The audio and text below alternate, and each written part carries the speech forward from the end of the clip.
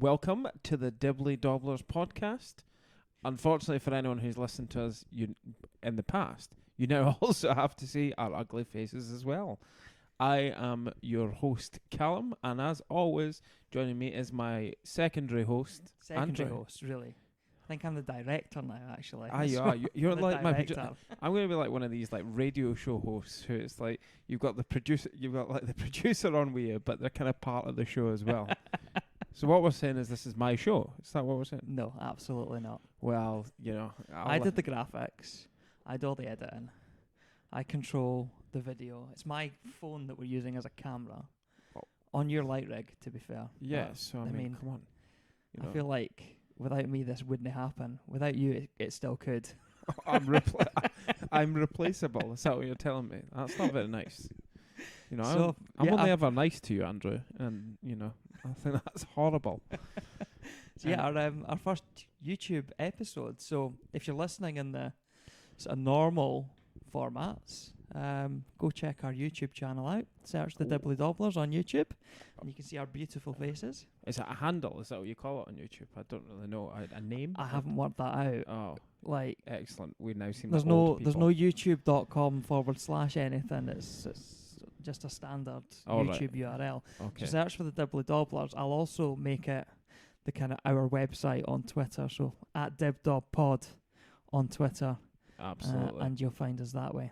You will indeed. And you'll find me at DibDobCal, just retweeting stuff from DibDobPod lately. Yeah. I don't know, I put some thing out about Afghan cricket, but it didn't go down. It didn't get any reaction, so it was a bit boring. No wonder I don't use Twitter anymore. But I don't really know where to look. This is the one problem. When we started this podcast, I was slouched in a camp chair in your garage, Andrew. We've gone up in the world. I know. We've moved to my kitchen via my living room and your living room. Yeah. One-time special appearance. So now, rather than your broken things that sit in your garage, you've just got your broken clock instead in the background. The broken clock's right twice a day, though. Well, which very true. Is probably a metaphor for this podcast. Absolutely. Anyway, are we big time? Like, we've got custom merch. Custom mugs. Oh. Got our logo on some mugs. Yeah. Which you can appreciate if you're watching on the YouTube channel, which you will find by searching the Dibbly Dobblers on YouTube. If you're not watching us on the YouTube channel, you're like, all right, don't really care. But it's probably what you think while you're listening to this anyway. Anyway, what are we talking this week, Callum? I don't know. That was the one bit I was meant to do, eh? Right. Yeah. Okay. So just to start us off a nice little bit, World Cup was just on. T20 World Cup. Didn't notice that. Apparently the two teams that were meant to qualify for the final completely forgot about that fact. They did. But we'll get on to that in a minute. It's not like we called something terribly wrong or anything. Yeah, our last sort of audio-only podcast that we recorded, it was terrible, so we didn't bother putting it out. And I'm so glad we didn't, because our predictions were terrible. Were absolutely stinking. Horrendous.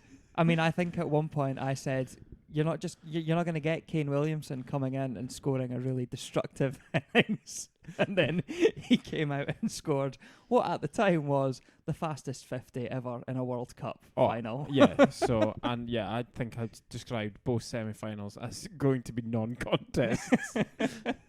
So that was excellent. And, you know, as you listen or watch us more, you will learn we will rarely get anything right. Quality. But so in the semi-final between Australia and Pakistan, our pal Dave Warner, quality bloke. you know, a bit of a controversial moment. So Controversial. well, I don't know. Apparently, according to social media, this is controversial. So you know, trying to engage with the social media folks. But apparently, basically what happened, Mohammed Hafiz bowled an absolute rank ball that was a double bouncer, which David Warner then spanked over cow corner for 6, and apparently is a cheat. Do you know what? The thing that impressed me actually was the fact that, because this ball came at him slow. Oh, yeah. It was the fact that he still was able to get the power to get it up into the stands. Oh, and absolutely, it was way in. It was into the stands. It was easy. But apparently this made him a cheat.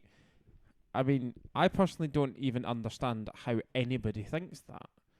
No, me neither. I don't agree at all with this rhetoric. like, what I don't get is it's not like a batsman plays a rank shot and it's like, whoa, don't catch him out. That was a terrible shot. Yeah, that's like, exactly it. That's the comparison. So I'm like, what? The bowler has failed to execute his skills to a horrendous extent. And in the game of cricket, that is what should be punished. Yeah, I just don't understand it. And then he was in a huff from the clip I saw that he'd got a no ball and didn't understand it. Shock horror, a professional cricketer, not knowing what the rules are, but didn't understand why he got called for a no ball and a free hit. And it's like, oh, no luck, pal.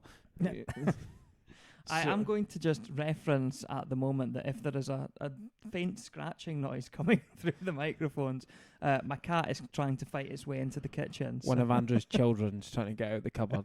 That's all it is, people. Yeah, the cat is trying to fight its way into the kitchen and is failing because there's a table blocking our way. Yeah. I mean, most people have a door, Andrew, but, we'll see. Maybe we'll have that for next week. Yeah, it's open plan without the budget. Just take the door off. Quite right. But anyway, there was a final then after this. So we're saying this is a non-controversial moment, really. Oh, absolutely. The bowler just got it wrong and the batsman took advantage. That's the game of cricket. That does mean we're saying David Warner was right.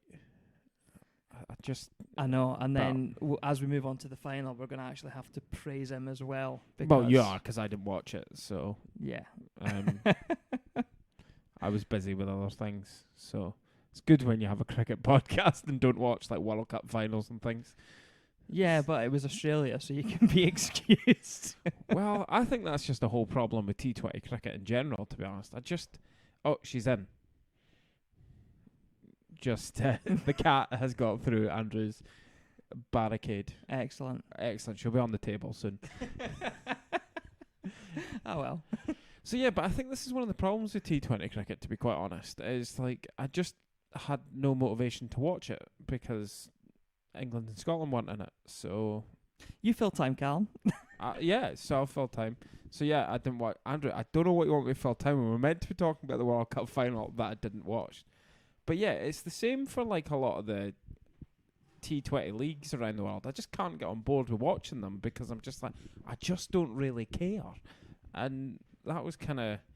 I also just wonder if there was a bit of burnout from it because as Scotland fans, we had the World Cricket League 2, then we had the sort of T20 warm-up matches. Yeah. Then we had round 1 stroke qualifying, whatever it was actually called. Then we had the Super 12s. I mean, I don't know the total number of games that was, but it was, 2 months of solid cricket, pretty much? Yep, so, 2 months of taking time out to go and watch Scotland games. Yeah, and it was just, too much, I think, by the end. I don't think that really helped. Maybe if Scotland was straight in the Super 12 stage, it wouldn't have felt... By the end, I was just like, oh, right, it's over. Fine. Yeah. I mean, Scotland did the right thing by having all of that cricket at once, I think. That was absolutely the way they had to go about it. Well, yeah, no, I'm not criticising that. But from a spectator's point and actually then trying to engage with the latter stages once Scotland had exited, then, yeah, I can get that viewpoint. Plus, it's not Scotland's job to look after the World Game. I mean, the ICC certainly don't look after the associates, so... Absolutely, yeah. It's not the associates' job to look after everyone else. So the final itself, let's talk about the final. Tell me about the final. New Zealand versus Australia. New Zealand started very slowly because Australia had won the toss and batted second, as was the norm. And I think a fair summary of this competition actually is it's better to be lucky than good. Which I think that's T20 all over, though. Yeah, well, I feel like that trend was magnified in this competition in that winning the toss was so important. Yeah, no, that was seen pretty much through it. There was the odd exception to that, but it was an exception. Yeah, particularly in the evening games, where when the dew came down midway through and just made batting so much easier in the second half. Yep. Second T20 World Cup in a row where the team that has won has done so. Was it in a row? Sounded like it was good to start with. Just go with it. I'm going to say I actually don't think it's right. Certainly the second T20 World Cup where a team has won the tournament having won the toss in all their games. They won the toss in all their games? In all the games that they won. Ah, right, okay. Yeah. How do I search that stat? Anyway, keep going. I'll try and find out if this is true. Because Australia did lose the toss against England and obviously lost that game in the group stages. But every other game they won the toss and they won. I'm going to be like, is it Richard Osman? I'm going to be like, on my computer, find it. That's it. His laptop isn't real though. Well, I'm sorry, I don't know it all in my head. He probably has someone speaking in his ear going, Richard, sound really smart and say this. Pretty much, yeah. So yes, I'm going to put my mic down while you tell our lovely listeners all about the World Cup, and I'll pick it up occasionally. Kane Williamson, the guy who I said in the episode that we didn't release last week, wasn't capable of playing really destructive innings.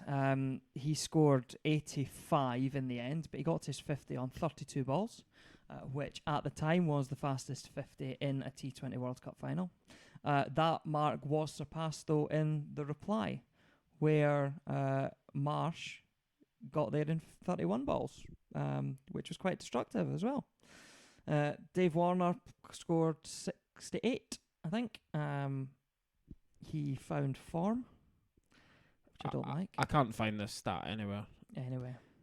Google wants me to look for where Ross was won, not where the toss was won. So, it's letting me down. But anyway. Some stats person on Twitter found that stat for us. All right. But it might not have even been real. It was definitely real. Definitely real. Excellent, definitely. What I did find amusing was Aaron Finch saying the day before that to win a tournament, this was approaching the final, he said, to win a tournament, you are going to have to win a game having lost the toss. Apparently not. Indeed. He should have a podcast like us. Yeah. Mitchell Starc went for 60 in the New Zealand innings of his 4 overs. He got spanked about the place. I always liked him because he's left armour. It was kind of a World Cup for left armours, wasn't it? Or not the final, apparently, but... It did feel like it. I mean, Shaheen Shah Afridi was...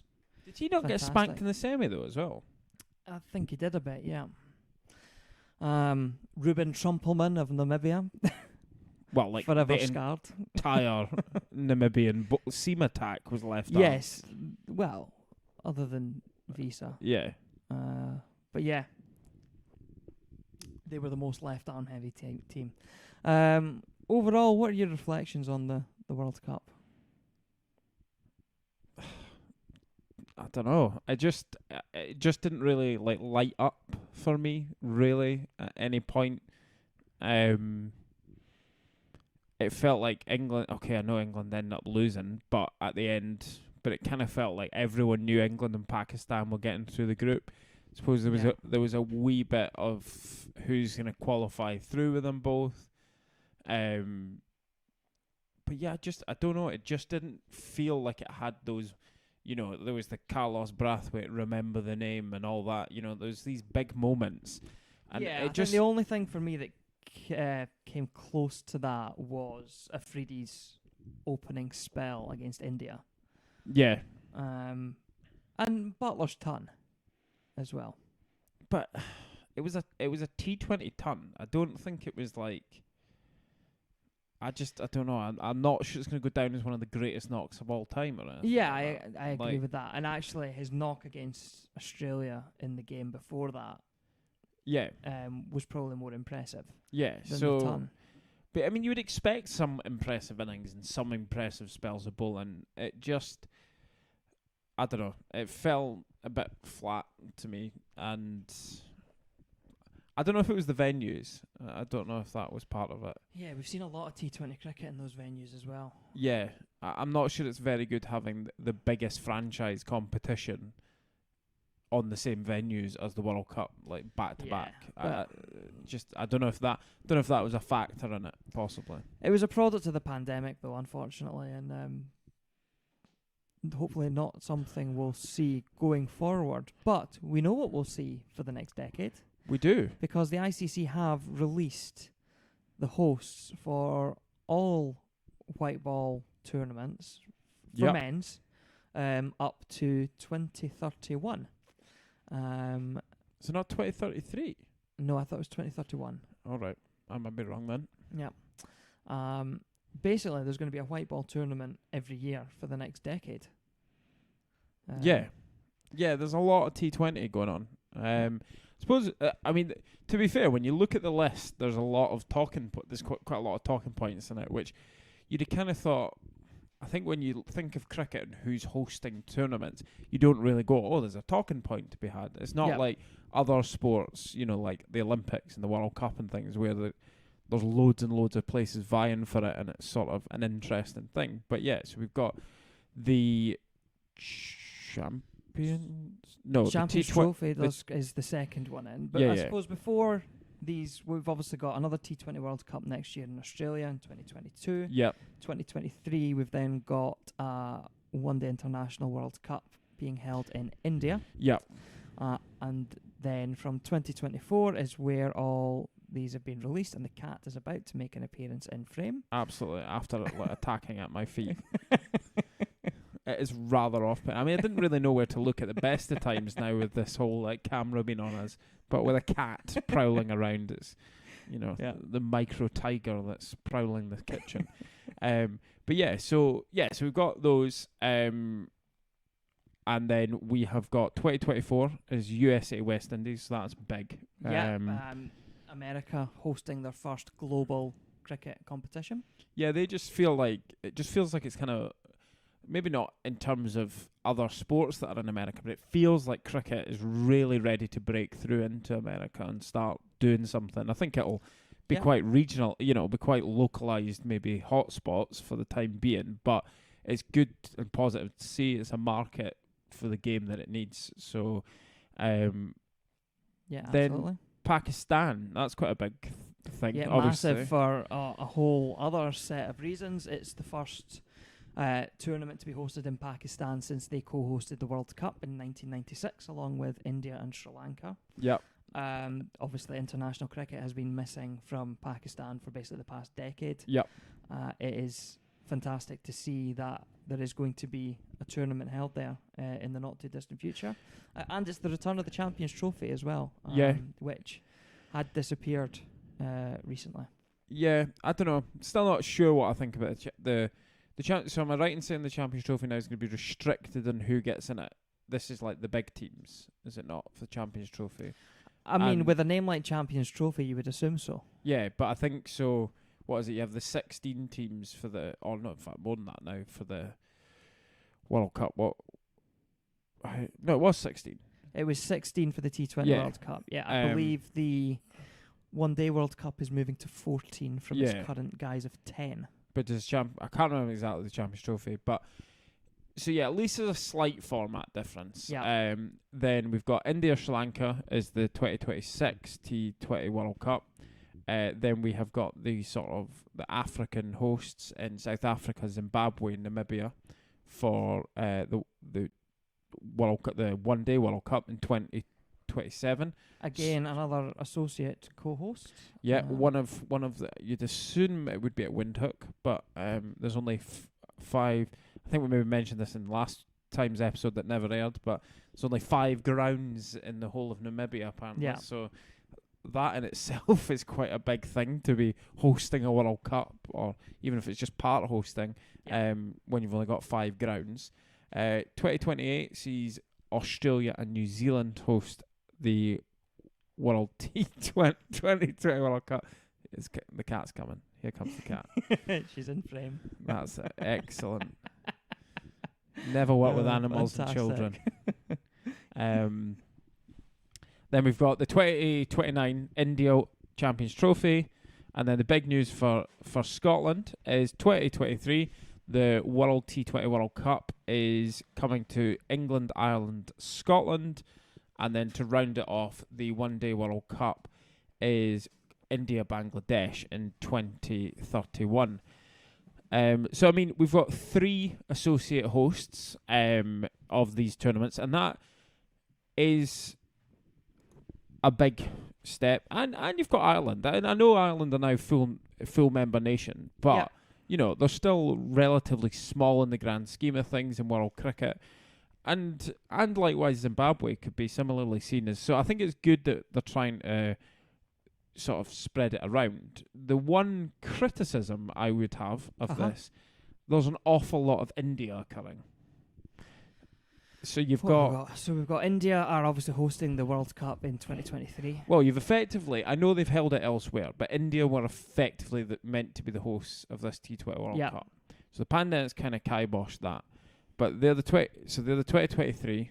Then 3 years later, they've got the T20 World Cup. 3 years later, they've then got the Champions Trophy, and then 2 years after that, they've got the One Day World Cup. Only nation that appears twice on this list. Never mind 3 times. Yep. I think. Yep. But that's the BCCI for you and So the ICC. So now their argument will be that they're only hosting one on their own, but I would imagine you'll find that the finals for these other two will also be in India. It's giving far too much power to India. It's giving, yes, they're the biggest cricketing nation out there, but I mean, Christ, you could at least maybe be a little more subtle about it than this. But to be honest, you just have to look at the ICC's, their coverage even during the international competitions and stuff. And I mean, it's like, could your nose be any further up their backside if you tried? So it's that's the not to be pessimistic about it, but that's the relative is the associates. I don't know about the USA West Indies side tip, but Namibia and Scotland in reality, we're going to host a few games probably each in our respective. It might be one group's based there. So whereas India appearing 3 times, I think it's poor, especially when you consider they've been 3 years prior and 3. It's just like so every second or third tournament is going to be in India apparently. Yeah. I totally agree with you there. It does get very repetitive in that regard, but huge positive to see white ball tournament return to Scotland for the first time since 1999. Yep. Venues obviously remain to be seen. I'd assume Grange will be. I mean, it is 9 years away, so... Well, that's true. We might see some developments that might kickstart something that... Maybe it's time for Scotland to invest in a national stadium for its cricket team. Possibly. I suppose it's... I mean, we have it for other sports, but I suppose if you look in... I suppose Scotland's always been quite heavily influenced by England in the cricket. I suppose England don't have a national ground as such. No, but they have a lot of big grounds, whereas probably the best ground Scotland have is the Grange in terms of being able to host spectators. Yep. And other than the seating on top of the pavilion, there's no permanent stand. Yeah. So just a ground that maybe had permanent seating for 2,000 people or something like that. Yep. With the space to add temporary on top of that. Yeah. I think that would be a massive move forward for cricket in Scotland and for our ambitions to become a test nation as well. No, absolutely. I suppose there'll be lots of internal politics about that because it's like, well, what does Cricket Scotland pay for the Grange to get, which is a private members club to get to get a stand put at it? I suppose there's a lot of conversations to be had around that, and that's probably one of the stumbling blocks you get. Would you do it at the Grange though? Do you know where I'd do it? Stirling. Well, Stirling, yeah. I just don't know whether Stirling looked like it was getting lined up to be the big sort of ground that was going to get used. The advantage you've got with Stirling as well is there's a football stadium right next to it, so there's a car park big enough to handle a crowd, which Stirling get a crowd? Well, yeah, I know. That was a bit of a stretch. That was the last ground in Scotland with purpose-built terracing. Tell you that for nothing. Anyway. And is that one a fact? That one is an actual fact. Okay. Unless someone else has built terracing since. I'm going to invest.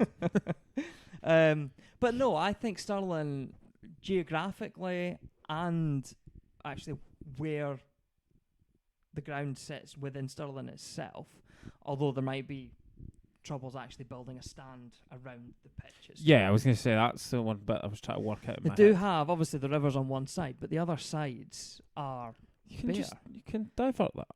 You can divert that. Aye. Build over it. Greta will no mind. It's alright. Just build over it. She'll be alright about it. Tarmac it. Aye, tarmac the whole line. It's alright. Might We'll cause just- a bit of a flood risk. Aye. But yeah, no, Stirling for me would make the most sense. Yeah, I suppose Force. There's another one, but maybe a bit too less north. space around that as well. Park can be a nightmare. Yeah. And when the school's in, you're only like driving at 9:30 or something as well, so that doesn't really help.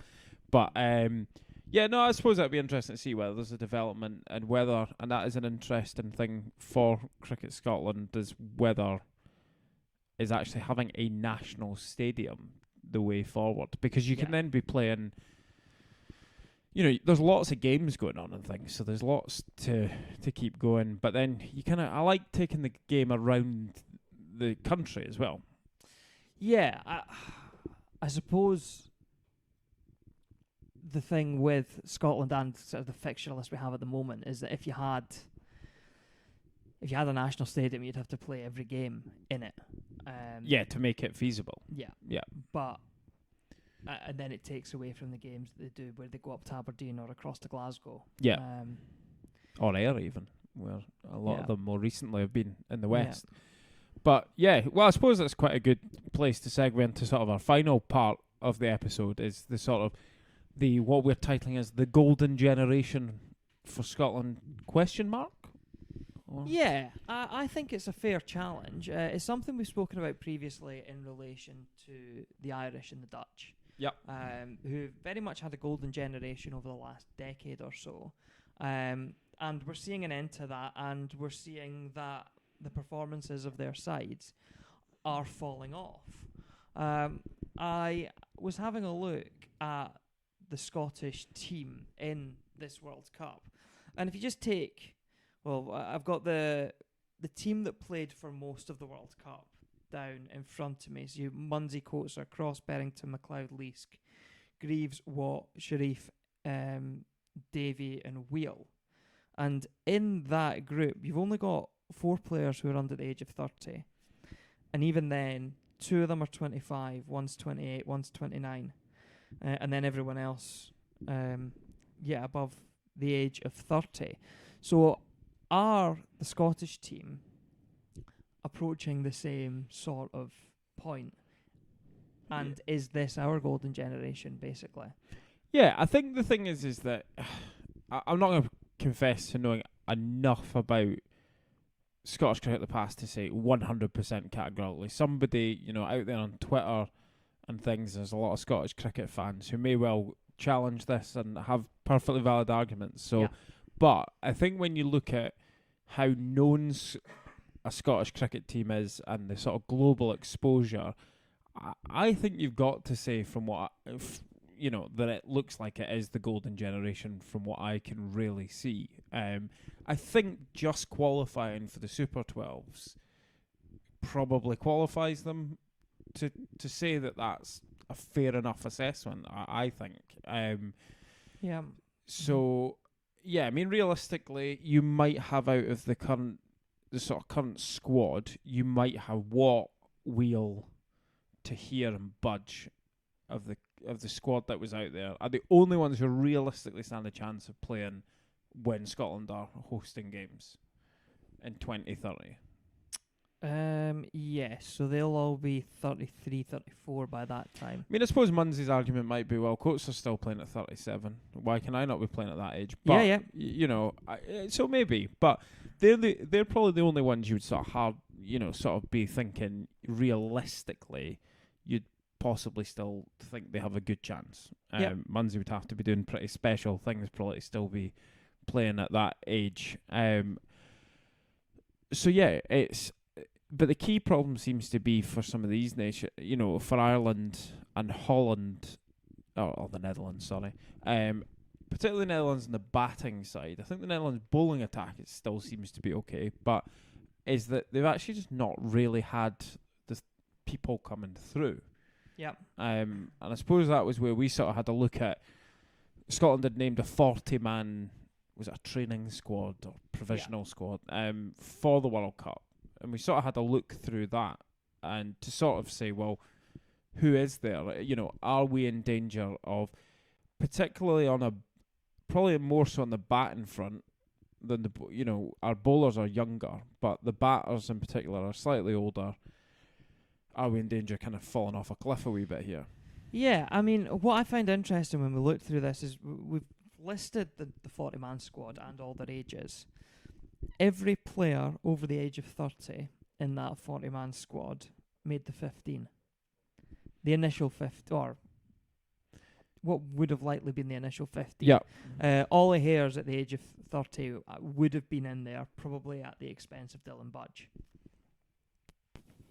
Yeah, you would assume so. Because I would assume Wallace would have held his place as backup keeper. Yeah. So, yeah. So everyone over the age of 30 would have been in the 15 if everyone had stayed fit.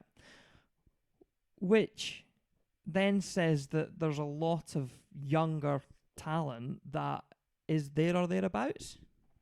Yeah, certainly challenging. And yeah, they're maybe not making it into the squad at the moment, but it would be interesting to see in 12 months' time how much the composition of the squad changes, and indeed how much it should change. Yeah, I suppose that's maybe an interesting first question is how, if this is the golden generation, do we see all of these? Let's not debate whether they'll be in the 11, because I mean we don't know what a year's time is going to hold. But do we see all these people being in the squad? And to be honest, I'm looking down the list and I struggle to see. There's maybe 2 that drop out. I think Ali Evans will drop out in a year's time. I don't know what we've got in the way of other keepers, but I don't think Craig Wallace will be there either. But other than that, I think they'll all be there. Yeah. I as much as it pains me to say, because especially we were at the famous England victory, I'm not sure whether Callum MacLeod should be there. I have to be honest. I think the same can be said of the skipper, unfortunately. Yeah, possibly. I think I'm just not sure modern T20 is. I think, and it possibly is an argument for both of them in that it's maybe their power days are behind them, and perhaps they're still suited and probably still justify their place. No, not probably. They still justify their place in the 50 over game. I think there's maybe just a couple of questions over their sort of power game for the shorter format, and I don't see Kyle not being there, and I don't know if I really see Callum MacLeod not being there, but I think there could be reasonable question marks there as well. But yeah, we do seem to have a reasonable. So I was having a quick look at the regional stuff. There was only 50 over regional stuff this year in Scotland, but I mean, you look at if you take the batting, you've got on the averages, you've got Brandon McMullen from Stirling he averaged 150, he only scored 150 runs. But, he was up there as well in the run scorers. Jamie Crawley, who sort of burst on the scene with a big double ton in the East. McMullen's 22 years old and Crawley's only 21. Right, so you've got Christopher McBride, who is 22. 22. And then you had Matt Cross, who's under 30. Just, but, we'll take it. I know how that feels. You take that while you can. Yeah. Mark Watt was actually up there. And Ollie Hares. So, let's not exclude the runner masters, but I think it's the same. Yeah, it's the same ones. Then you had some guy, you had Josh Wood and Tom Simpson. Again, Josh Wood, 22, Tom Simpson, 22. So we've got a lot of players around about that age group. Yeah. What we don't see in the regionals is guys like Michael Jones, 23, at Durham, Scott Steele, 22 at Leicestershire. Yep.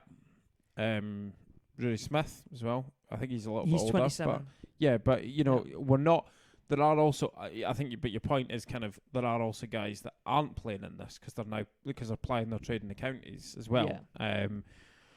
And I think I'm not sure actually if we kind of didn't see some of the more experienced guys, but maybe that's fair enough. I think, and when you look at the bowling front as well, you've got Watt to here. That's probably not a shock to people. McMullen was the second highest wicket taker as well.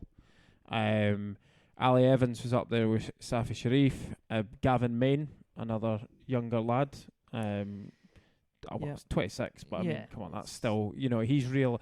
I mean, it's not out of the question to say that he could be fitness, good fitness, and 2030 is not out of the question, I don't think. Yeah. And then you had Elliott Rodman was the other sort of highest wicket taker, who I can't remember exactly how old Elliott is, but he's not.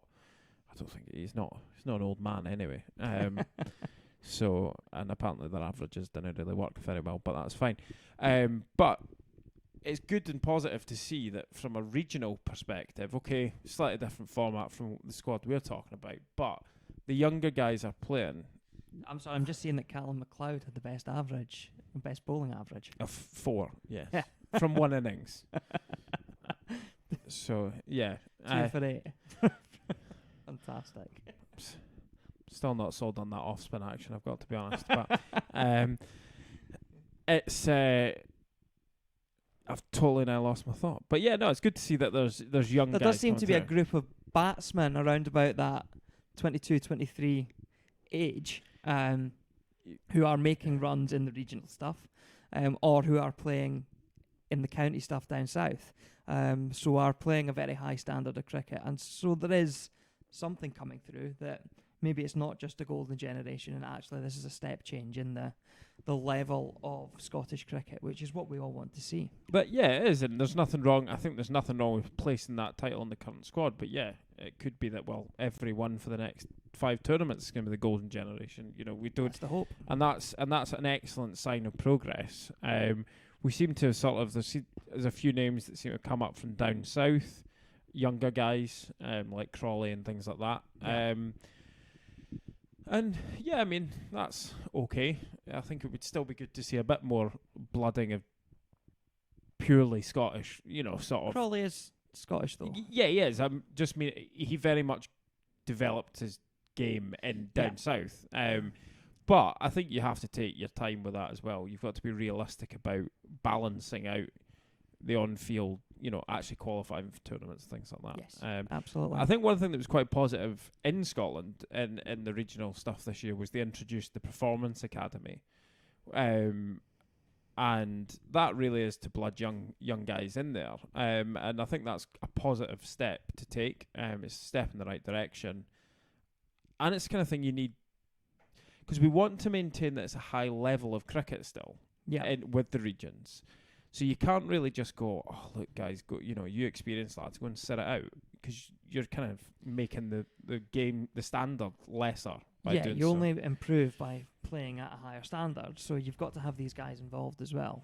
Yeah, but the Performance Academy allows some guys, you've got names in that 40-man squad like Jack Hogarth and things who were playing in that.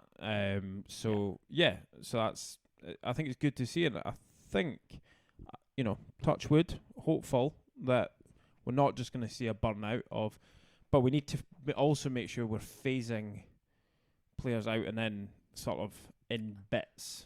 Yeah, it can't just be all of a sudden we get to 3 years down the line and Coatsar, Berrington, McLeod, Leask, Safi, Davey all disappear at once. And then you're like, oh, right, the spine of the team's gone. Yeah. It can be a difficult situation.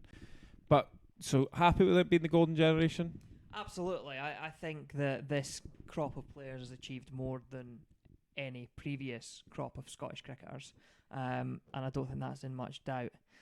But there is still much to be excited for when you look at the talent that's coming through as well. Absolutely. And then, by 2030 we'll be, pumping the Irish and Test cricket as well. So that'll be good.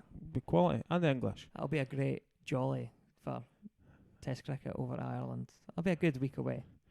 To be fair though, I think stuff like that, if you had all the sort of 3 British Isles teams and the Netherlands all as test match nations. You know, they sort of say the excitement of it. I don't think my wife would be very happy, but my summer holiday would be sorted every year. Amsterdam cafes and test match cricket. I mean, what else do you need? Exactly. Anyway, I think that brings us to the end of our YouTube debut. So if you've enjoyed seeing our face, let us know in the comments. What's wrong with you? Let us know in the comments. We can say that YouTube comments. thing. Yeah. And like and subscribe. Like and subscribe. Are we not meant to put like a link up somewhere for them to subscribe? That's on you. If you're watching the video, then there's a subscribe button like somewhere. I don't know if it's there or if it's there or somewhere. It's there somewhere on your screen. We'll need to work these things out. So, we'll work out how to add it. I've seen YouTube channels that add it onto the video as well. And they're all like, "Oh, click this just button. Click there. Yeah, there. If you want to buy our merch, click down here." Oh yeah, we will get that at some point. I was gonna. But your sister-in-law might not be very happy if she's all of a sudden getting on to us. Maybe she will. Maybe she will. Anyway, thanks for watching. Thanks for listening. If you're still listening, joining us. And like, subscribe, and we will see you again next week. Bye.